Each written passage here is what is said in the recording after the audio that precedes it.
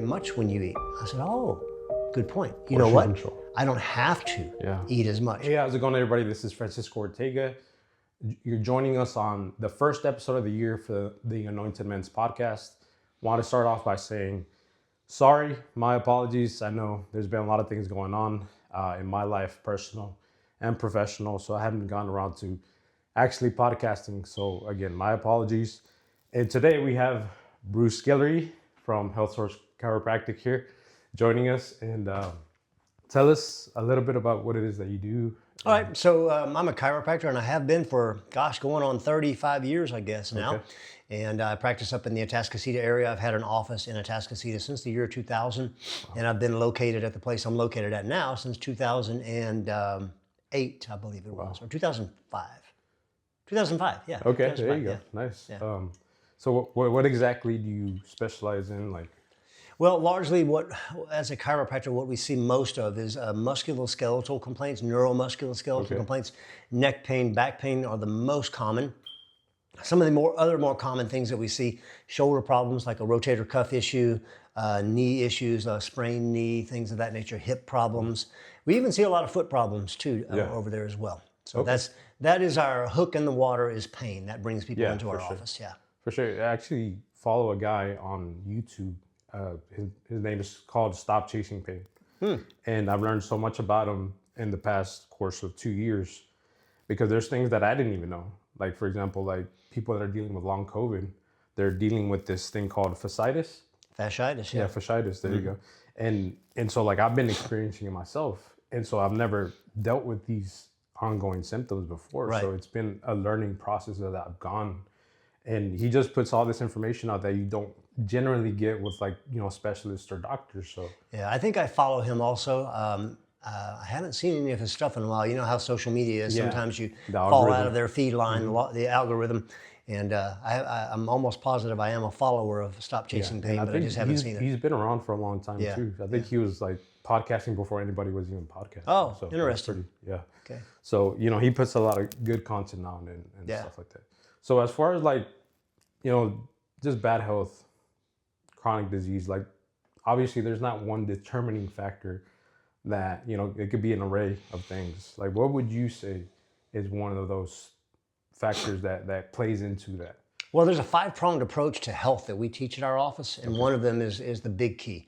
The 5-pronged approach is eat well, move well, think well, rest well, connect well. Correct. Eat well is probably the number one, because we live in such a fast-paced society. For sure. And if you're eating the standard American diet, which they often abbreviate as SAD, SAD, it pretty much leads toward chronic illness. And we have an epidemic of chronic illness, not only in old folks, which is where you might typically consider seeing it, but even folks younger than me, and even younger kids too. Correct. It's pretty crazy that we're seeing. I've actually heard of kids having diabetes at such a young age now, where before it wasn't even a thing. No. When I was in college, you had two types of, you still have two types of diabetes, type 1 and type 2. Type 1, you're kind of born with a problem. Okay, get that. Type 2 was also called adult onset diabetes. It's no longer called adult onset diabetes. It's just diabetes, because kids are getting it at alarming rates. It's incredible. So I noticed that obviously, fast food's become a big thing. They promote it everywhere, whether it's social media, billboards and stuff of that nature. So I believe that, that is one of the detrimental things for health. It's if you're constantly on the go, like you said, I think we've grown so accustomed to convenience, and since we are always on the go and we got to be here and we only get 30 minutes of lunch or whatever, we end up just picking up food. It's the most fastest and convenient way. Certainly but it's not easier. Always the best option. No, it's rarely the best option. I battle that too, because I keep a pretty busy lifestyle, and I struggle with time, as a lot of people do. But with appropriate planning, and I am not a planner. I'm a fly by the seat of my pants guy. Correct. I've had to learn to plan and prepare, especially on the personal program I'm doing right now called 75 Hard, because I am not allowed to have a cheat meal for 75 straight days. I had nothing but real whole foods for 75 days. Well, 73 right now. Yeah, and I believe we've deviated from that. We were, me, when I was growing up, it's just you came home to a cooked meal, a home cooked meal. Yeah. And now that's not the case. Like people don't want to cook, and then it's also an expense to be eating that all the time. And then you start to see like, your credit card statement or your debit card statement, and you start seeing how much it adds up prior, Shoot, versus like actually eating, eating in, making the food yourself. And Absolutely. And I hear the complaint that people say, "Oh, eating healthy though is so much so expensive." Whoa, whoa, whoa, whoa, whoa! I do this all the time. I'm telling you, I can make a casserole type dish for $15. A good healthy casserole for $15 and get 5 meals out of it. Exactly. $3 a meal. You're buying a fast food meal, you're paying $8 to $10, and if you DoorDash it, you're paying more. Exactly. Right? No, yeah, for sure. You're paying double. Yeah. Just to have it delivered. I've never DoorDashed anything. Really? I see people. Not even once? Not even once. I've seen people in my office DoorDash, and I'm like, no, I'm not going to spend. If I'm buying food that I'm spending a lot of money on, number one, no, I'm not going to. I'll take the 5 minutes to go drive to the place and pick it up. Yeah. And I think the second thing is like you don't know how it's prepared. I've True. seen, like, I worked at McDonald's, like, when I was in high school, and I saw all kinds of things. I'm not going to mention them on here, but, I was just like... It's a little frightening. Yeah, for sure. Like, so you don't know how people prepare the food at certain restaurants or fast food chains. Yep. So, it's better to do it at home when you know what you're doing. Yeah. Last night, I was let me fix something quick. What could I do? Well, I had some hamburger patties I had bought. Sometimes I make my own too, but I had bought some hamburger patties, ground chuck hamburger patties. So I had 2 of them with some cheese on it and some onions and some jalapenos. And what else did I have? I had some avocado. Yeah. And that whole meal there was probably $5, $4, something like that, Yeah, that's not bad. I didn't look at the cost of the hamburger patties before I, opened them, but it's pretty inexpensive, and I'm eating real whole foods there. Correct. So like for me, for example, like I've noticed that the prices of everything have gone up. Eggs, milk, and it's just becoming so unaffordable. Yeah. But it's just like I believe like it's like, again, if you stick to that core, if you just you're gonna take a hit as far as like you're not getting exactly what you want, but you're eating at home. Like it just in the long run, health wise, it's gonna be beneficial for you. Absolutely. And also there's a side benefit to this if you're raising a family. Right. Having that time to sit down and share a meal together, ideally without the TV on and no screens in their hands, creates some family bonds and family memories that kids will grow up and look back on and treasure. My daughter, who's having her first baby shower today, so I'm going to be a grandfather here in a couple of months. She told me recently some of the cool memories she remembered from growing up and the traditions that we had in our family. So, because we've grown so accustomed that, and I see this all the time when I go out to eat and stuff, like everybody, including the parents now, are on the phone. Oh my gosh, yeah. And it's just like, I actually recorded my family the other day because we've been part of that problem also. And it's like we're all gathered together instead of socializing amongst each other. We're just here scrolling away. Right. And we're like, well, why? And it took me to record that video in order for me to actually grasp it. Like, I'm like, this is not, this is not it. I was like. And the other thing is when you're raising kids, and I did this with my daughter, teaching her how to cook. Yeah. That developed a bond with us to where even now as a grown adult, married woman, about to be a mom, she says, Dad, let's get together and do some cooking this weekend. Why don't you come over, let's make something. Yeah. So we still do that now. That's cool. And there is something cool about creating those types of memories and those bonds with your kids or with your spouse. If you and your spouse both like to cook, that's kind of fun too. Yeah. That is long lasting and goes beyond just the value of the actual meal, but the time you spend there. And that's part of connect well. Okay. Eat well, move well, think well, rest well, connect well. There you go. Nice. Cool. Yeah. Yeah, like I see it with my son. Like he's 5 years old. Yeah. So he's like a sponge. He's reciprocal to whatever it is that I'm showing him. Mm-hmm. So if I'm cooking, a meal in the morning or lunch or whatever the case may be, he's asking questions. So if you instill those practices from early on, like they're gonna catch on and they're gonna take it into adulthood. Yeah. So yeah, you're right. You're absolutely correct about that. And then you can also see when my daughter was younger and she'd have friends over. She had a bunch of friends spend the night one time. And they were all in the breakfast area having some kind of breakfast. Somebody had brought breakfast over for them. It was whatever it was from someplace. It might have been donuts. I don't even know. But I was cooking an omelet, basically. So I started scrambling up some eggs, and then I chopped up some vegetables and started throwing them in there. And I heard one of my daughter's friends say, I thought he was making eggs. And then he started putting all that stuff in there. Oh, And okay. I remember thinking, that's vegetables, young lady. You should get to know them. Yeah. My son he's barely starting to eat like lettuce and things of that nature. But I just think it's because lettuce doesn't taste like anything to him. But yeah. It's hard. It really is hard to get kids to eat healthy. I remember doing all the crazy games trying to make my kids eat some healthy foods and that type of stuff. But eventually their taste buds got to it. Now flip that around, and I know a young lady who's about 22 years old who literally will say to you from the heart, and you can tell it's from the heart, I love fast food. And she always eats fast food. Yeah. Consequently, she's not the healthiest person in the world. Right. And she also, this is another thing, she hates to be outside. She goes, I don't like to smell like outside. I'm like, oh my gosh, you're missing out on free medicine, fresh air, sunshine. Come on. For sure. Yeah. It's like I've recently gotten into grounding in the past 2 years. Grounding, very good. I didn't even think that was a thing. Like I was like grounding. I'm like, so they actually sell some mats that you can connect to the grounding outlet. Yep. And you just basically sit there, and you can feel the difference. It's almost like your circulation starts, going, doing its thing. And like my sisters have tried it, and they're like, I don't feel anything. I'm like, well, it's just, you gotta pay attention. Like you gotta really get in tune with your body and start to see what actually is going on.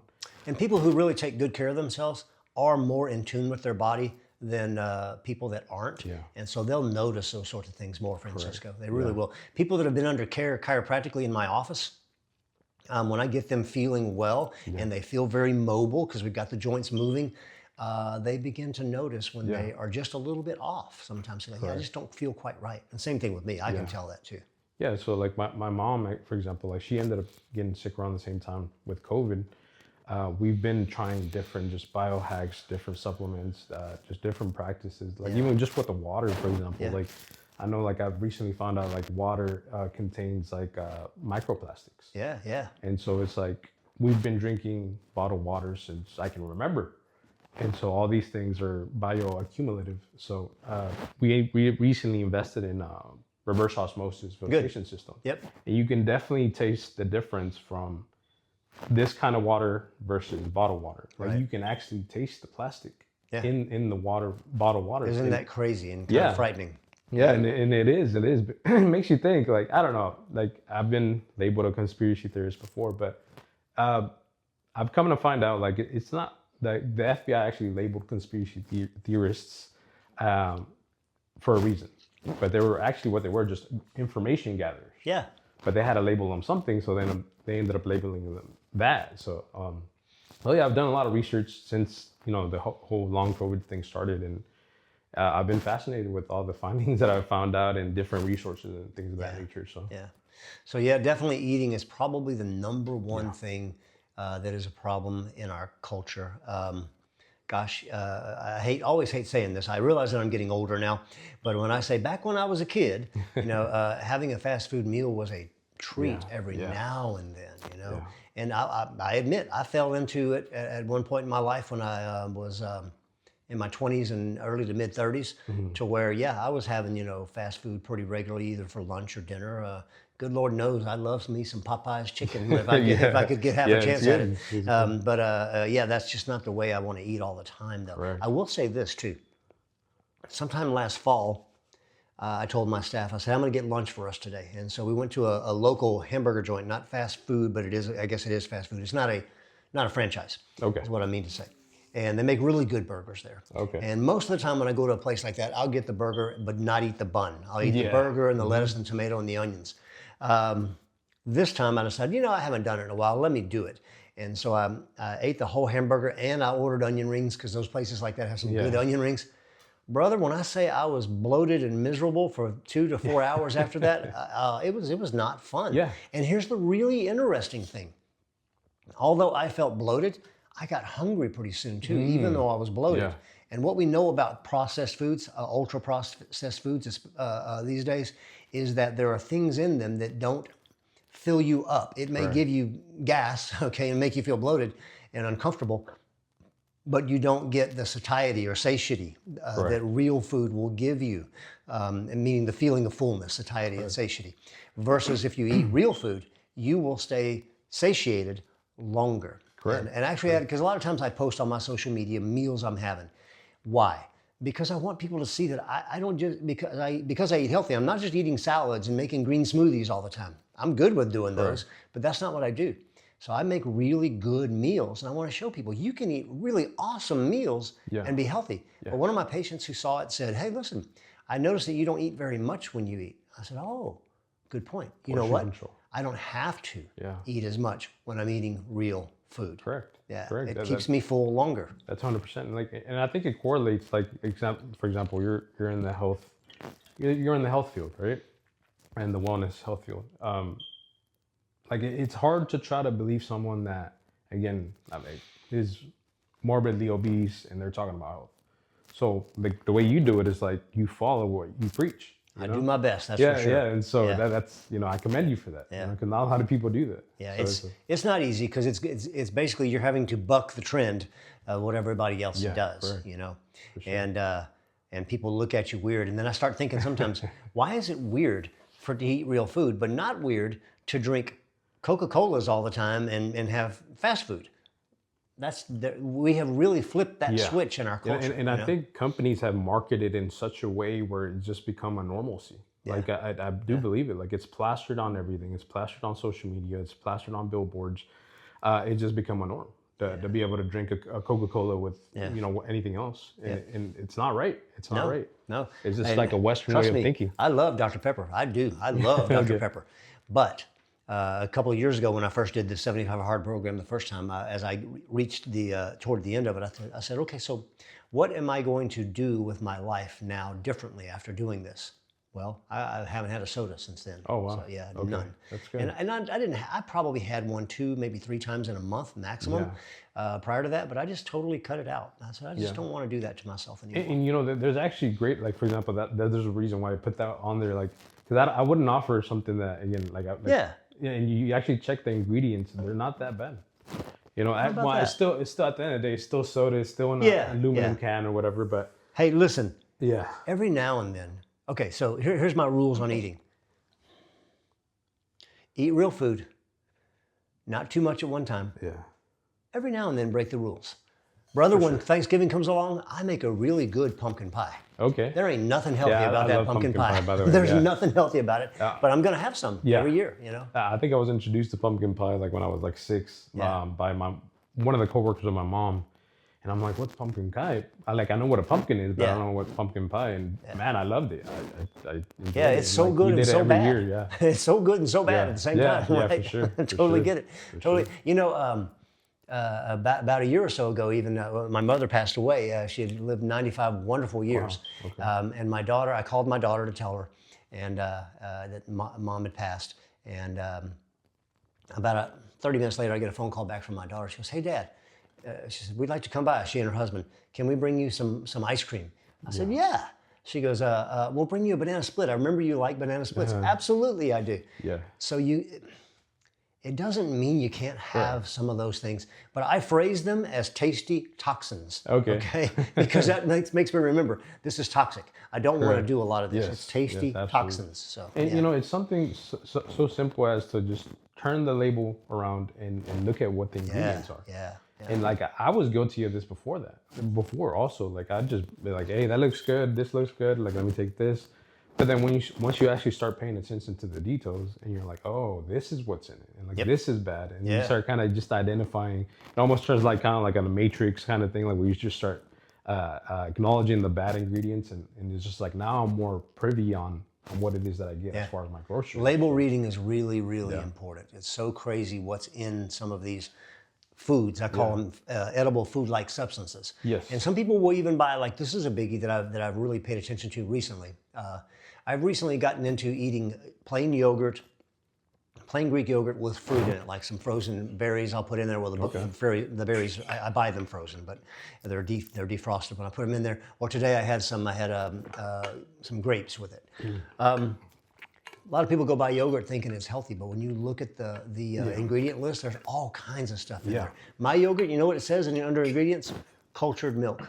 Okay. That's it. Okay. Yeah, and that's exactly what it should be. Yeah. And there's been a trend that's been going on about like pasteurized milk versus raw milk and how there's some benefits to raw milk. Yeah. I haven't really gone into like the whole nitty gritty of it, but Yep. I mean, it's worth looking into, right? It is worth looking into. I don't have a problem with it. I've not done it. I've not had easy access to raw milk.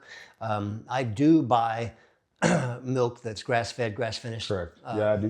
Whatnot. I buy that whole milk, and that I feel a little better about that. Correct. So yeah. Yeah. It's like I do most of my shopping either at Audi or HEB just because it's the closest or whatever. But yeah, like same thing with me. Like I try to buy grass-fed, grass-finished beef. It's hard to find, but you can find it. And you know, it might not be, again, it might be like grain finished or whatever, but if that's the best option that you pick the best of the poisons, right? Well, I'll just put it this way. And one of the people that I follow online says, hey, if you're going to compare going and buying Hot Pockets versus buying regular hamburger meat and making something out of it, even if it's not grass-fed, grass-finished, the regular hamburger meat is going to be better for you than Hot Pockets, Cheetos, and the like. Correct. Okay. Yeah, and so like I like going on the farmers market like up here in Kingwood. Yeah. And some other ones around locally. And they are having a lot more of them around nowadays. Yeah, and I think it's becoming a trend. It's becoming more popular because I don't think they had as much exposure. Right. But because everybody's becoming more health conscious, it's like, hey, farmers are actually being a thing now. So yeah, I appreciate everything that they do. Just for the country itself. Like it just. Yes, sir. Absolutely. Yeah, that's a good thing to go check out too, is the farmers markets and grow your own if you can too. Yeah, you can do that. That's great. Not everybody has access to do that. Not everybody's really talented with that. Not everybody likes to garden. So I totally get that. And like another thing I want to touch on, like for example, like if you're buying vegetables or fruits, like try to get something that's non-GMO or pesticide free, basically, because a lot of these crops, they get sprayed with pesticides. And so if you consume certain ones, it's called the dirty dozen. I can't remember exactly what's in the dirty dozen. Yeah. But like get them organic as often as you can. Yeah. Exactly. Blackberries are one of them. Blueberries are another one of them. Strawberries, I think. Strawberries are too. Yeah. Yeah. You want to get that for sure. I certainly try to avoid GMO. I'll tell you, most corn out there is GMO nowadays. Absolutely. But good Lord knows I love some corn on the cob from time to time. So every now and then like you said, I mean, it's not gonna. Hopefully we wouldn't die from one. Yeah, right. Like I used to follow Dr. Sebi a long time ago, and he actually did have a story to tell of someone who was partaking in his program, but they were vegan. They were vegan based, and so he got to a certain point where he was in an alkaline state, one of his patients, where he decided to go and eat barbecue. He went past a barbecue restaurant and he's like, it smells so good. Yeah. So it's like the body went into shock and he had like a cardiac arrest and he died. Oh yeah. So I was like, that's crazy. Like that's crazy. That's just like the story I told you about eating the hamburger and the French fries. Yeah. I don't eat that way very often. So most people that do eat that way, they don't notice that's how they feel. They think that's just normal. No, it's not normal. No, it's not. Not at all. So, obviously this is a Christian-based podcast. Are you a believer? What do you believe in? Like, yeah, I'm a follower of Christ for sure. Okay. Absolutely. Okay, cool. I'm reading a book right now that I just started it. One of my kids gave it to me at Christmas time, and I just got to it because I had several other books I was reading this year. And I want to say it's called The Way.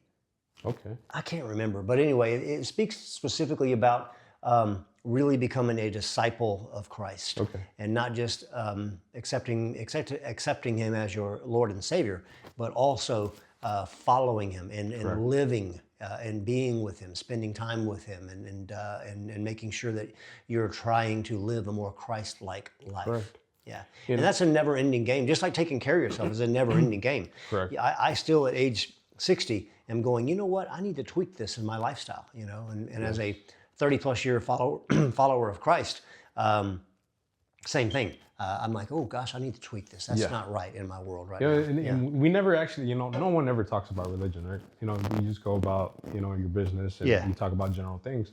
But I had a hunch. I was like, I believe this man is Christian. We never talked about it, like the time that I would go to your practice, but like I had a feel, and it kind of everything, the way you are, the way you carry yourself, it kind of correlates with Christianity, those Christian values. So Yeah, well, in the things that I preach about health and wellness, there are some deep-seated Christian views that influence that for me.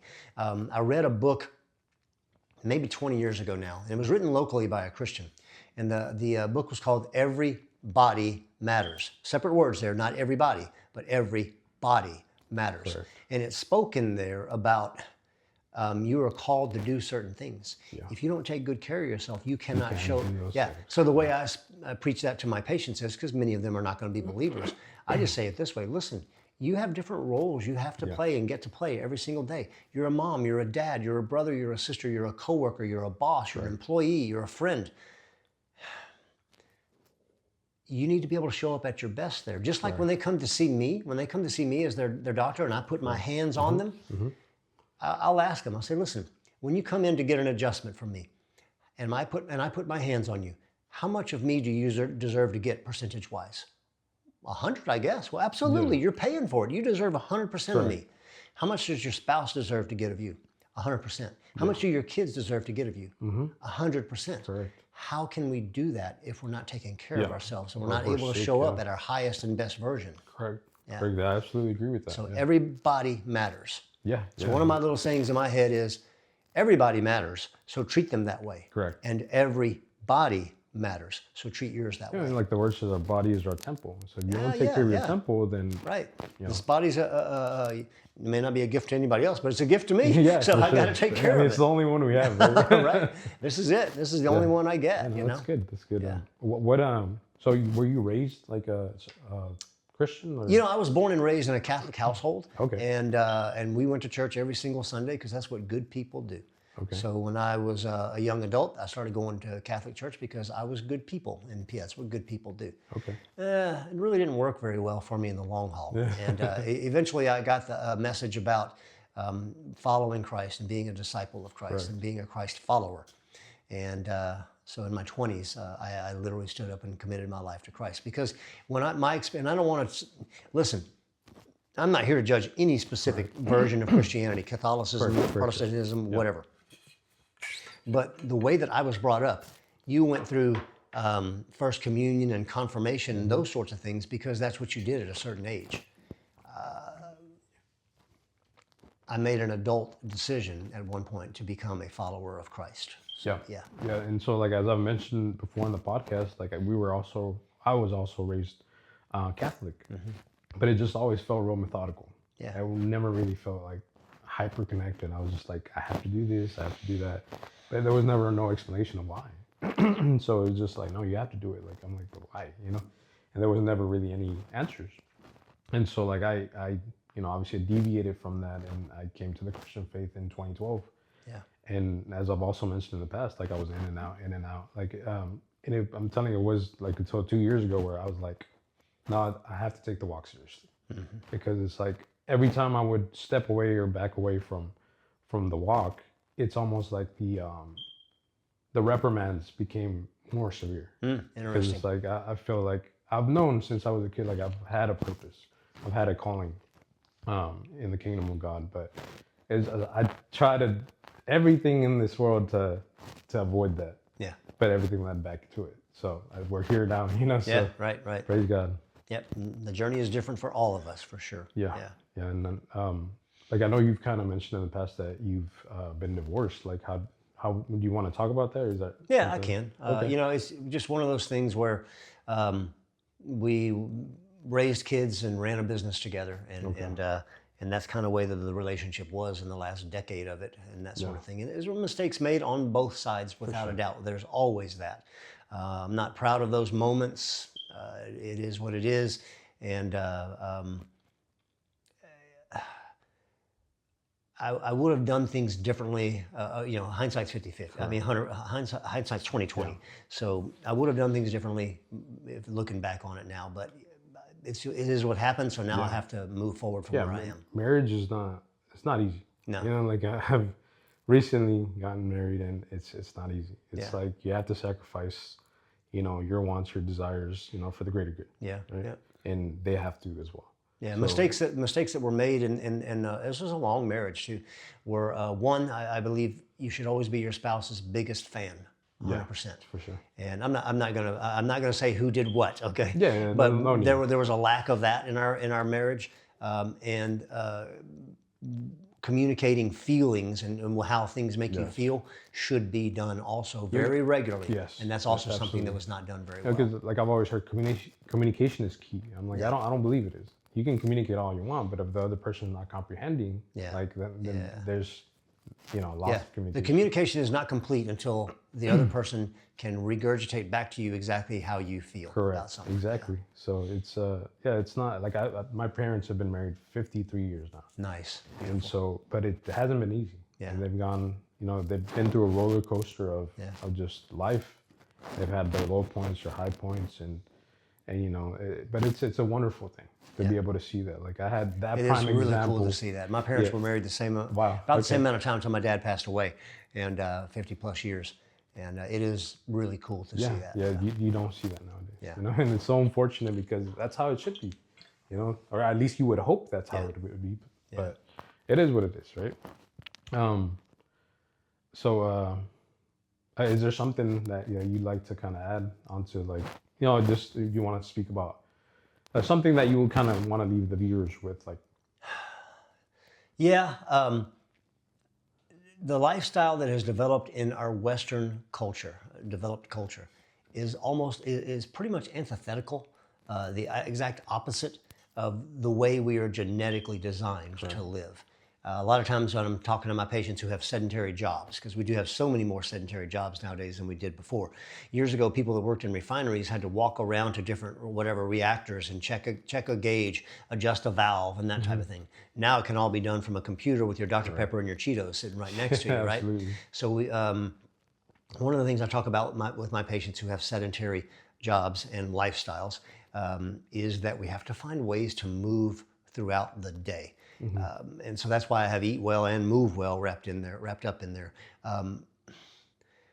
We are genetically coded, genetically designed to move throughout the day. That's the way we are designed. Every cell in our body works better if we move more and move more effectively.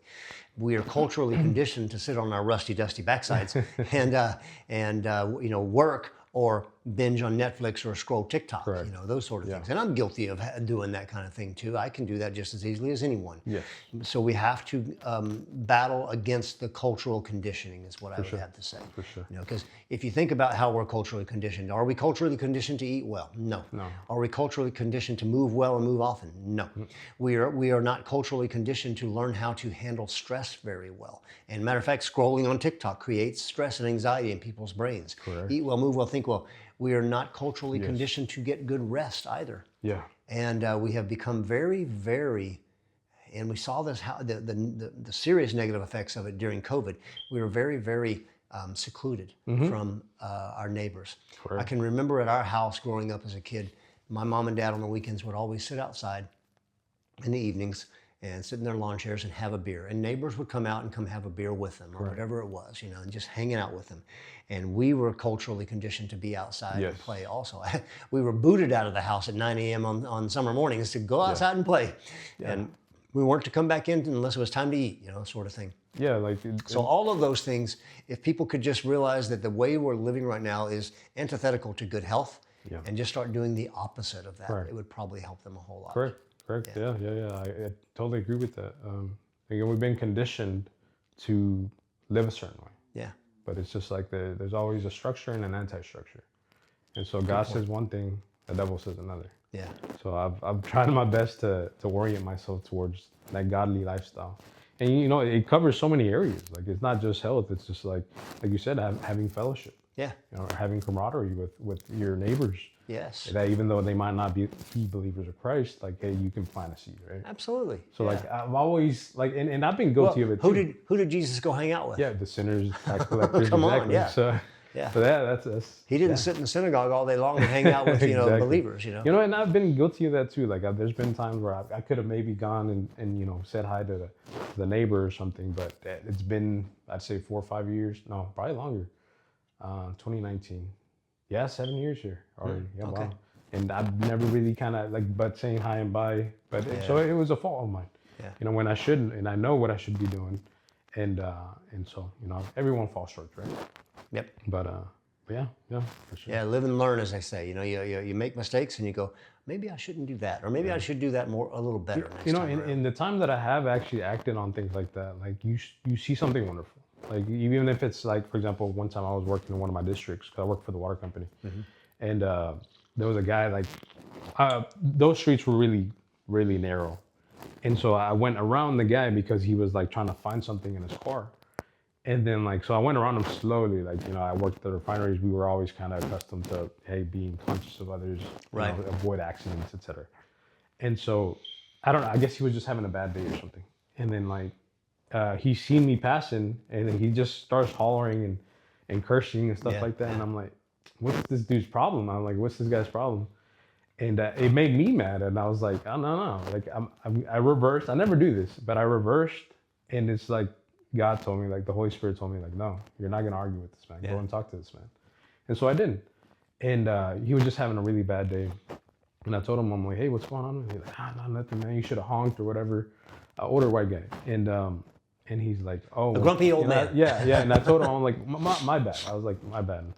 And he's like, but I told him, is everything all right? He's like, yeah, everything's all right. I'm like, well, man, like whatever you're going through, it'll pass. Yep. And that just statement all of in itself like made his day better. Because he wasn't accepting it at the beginning.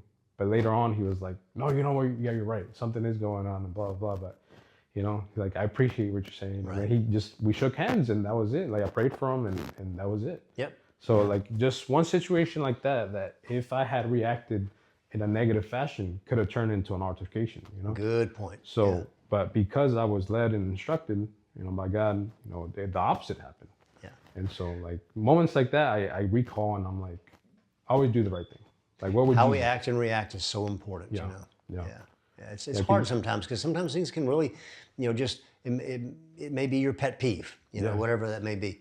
And it's hard to not even think negative thoughts sometimes, you know, like if,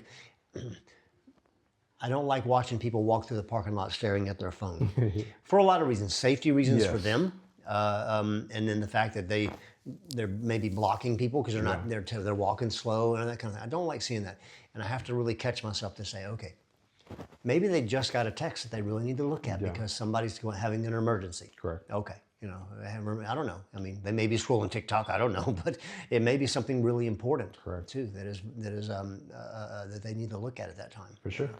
Like it just happened to me yesterday at the Chris Stapleton concert. Like we went, my wife and I went, and there was just a whole bunch of people like just in the middle, like blocking, and it's just like, again, I always try to hit that WWJD button. Like, what would you do? Yeah. And I'm just like, I'll just go around them, I guess, whatever. But it's just like, it's also like, you would think that they would have a consideration, like given the circumstances, right? Yeah. But some people don't, you know, and you just got to play it by ear. Yep, and I guarantee you there's times where people are, quote unquote, behind me, and they see me doing something and it frustrates them as well. You know? We're all guilty of it. Absolutely, yeah. I know that at times I probably do some, well, I always say that there's people in our lives that are what I call sandpaper people. They just kind of rub you wrong, you know? But then you have to realize that in other people's lives, I may be a sandpaper person to them, you know, sandpaper person to them. And of course they're wrong about that, but no, but the fact is I probably rub people wrong also. Yeah, absolutely. I get that, 100%. Yeah. You know. So really, you know, from a Christian standpoint, taking care of my body is very important. Taking care of ourselves is really important so that we can show up and do the things that we're called to do. Exactly. You know, we just have to make sure that we have the energy and wherewithal. Listen, you're always going to get sick. Life happens. I got COVID a few years back whenever that happened. Here's the other thing. Taking care of yourself doesn't mean you're not ever going to get sick. Yeah. It does seriously impact how well you recover. Yeah, for sure. Yeah. For sure. Like I stopped drinking. I think there was like 1 year when I was 21 where I was smoking Black & Milds. Yeah. Just, I don't even, like, looking at everything in hindsight, I'm like, why did I do that? Yeah.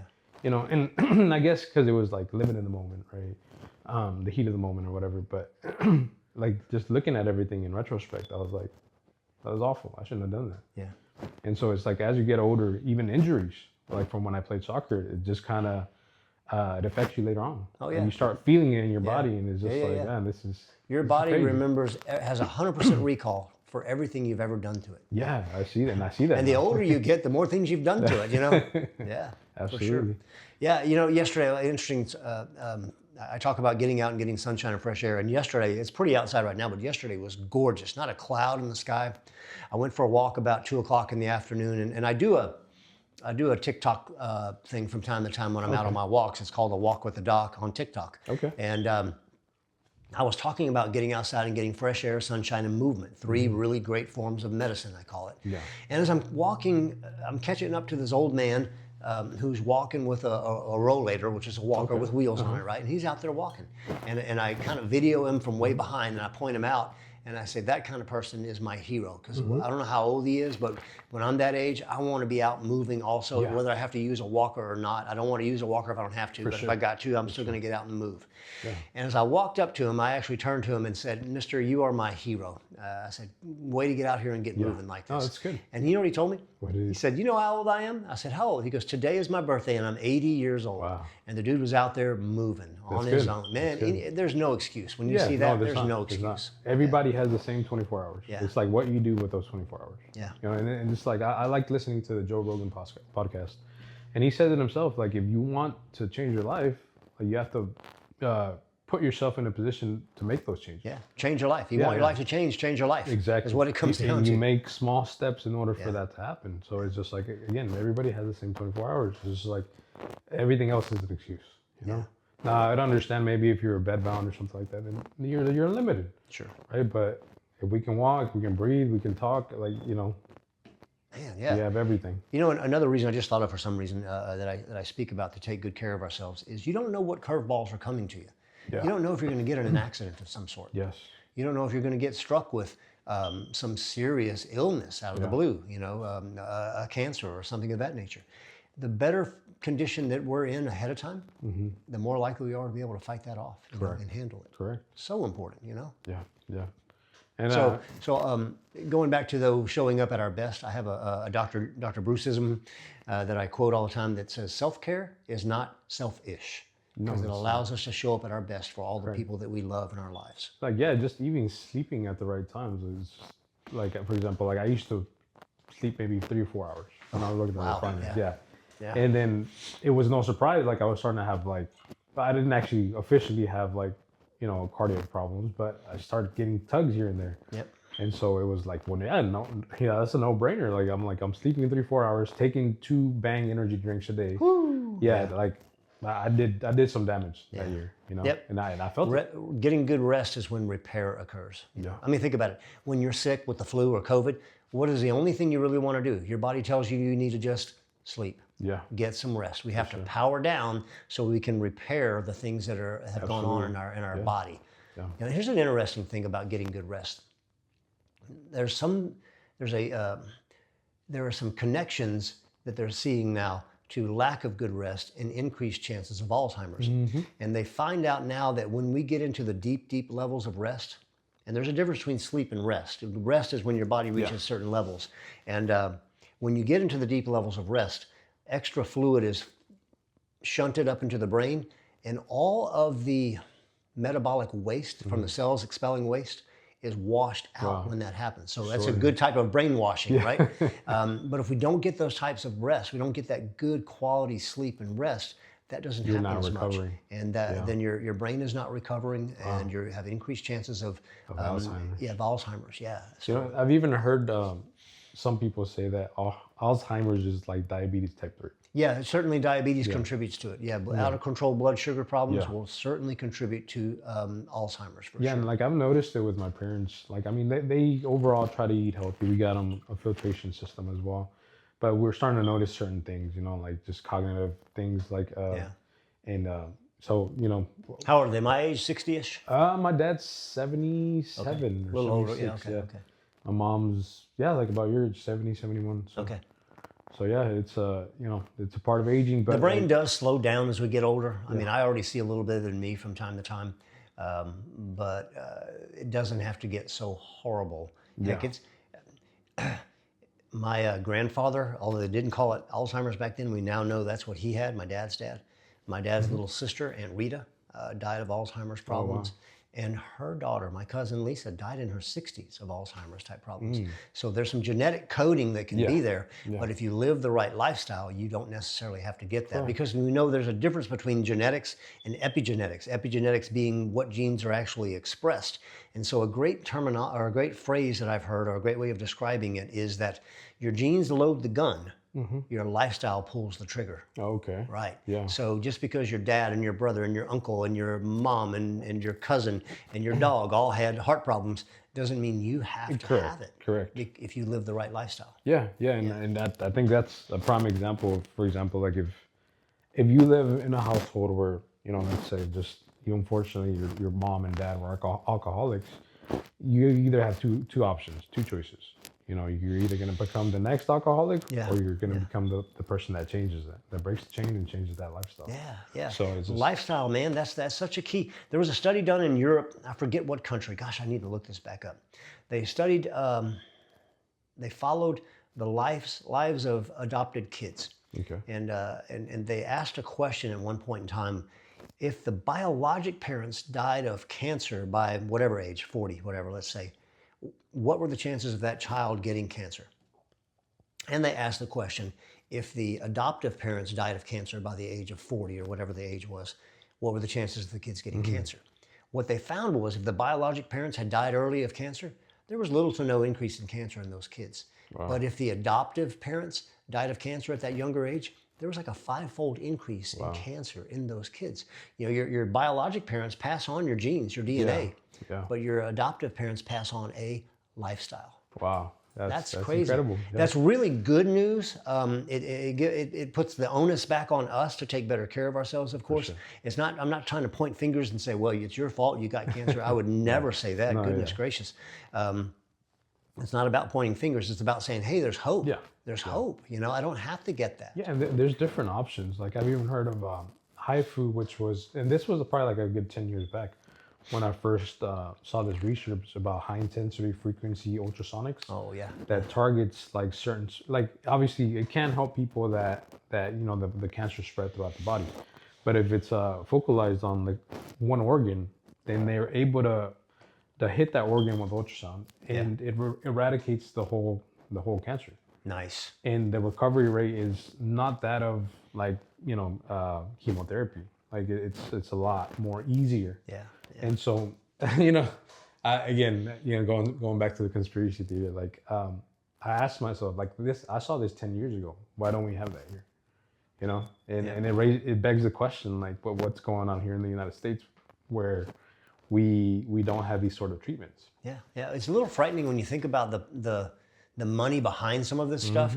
And my heart wants to believe that people wouldn't do this, but all we have to do is go and look at what the Philip J. Morris Tobacco Company did, how they hid information about smoking causing cancer for years because of money. Because of money. They fought to keep it hidden. And so people will do some really bad stuff for money. Yeah, and I do believe that there's a lot of investment that goes into big pharma and pharmaceuticals and things of that nature. So, and again, I don't want to delve into that. I might get in trouble or canceled or something. But, right. But I appreciate you coming through. Absolutely, it was glad to do it, Francisco. Gracias. Where can people find you? Can you tell us, like, for example, the address of your practice? I'm in Atascocita, so I'm on West Lake Houston Parkway, 18477 West Lake Houston Parkway. We are just south of 1960, half a mile, I guess, something like that, 3/4 of a mile. Okay. So we're right there. So it's easy access to Atascocita, Kingwood, the Lake Houston area. Just an easy shot up West Lake Houston. On social media, I have a clinic Facebook page called Healthsource Chiropractic of Atascocita. And on Instagram, we're HSAtascocita. And on TikTok, it's my name, and I'm trying to remember my handle. I think it's dr.bruce65, I think.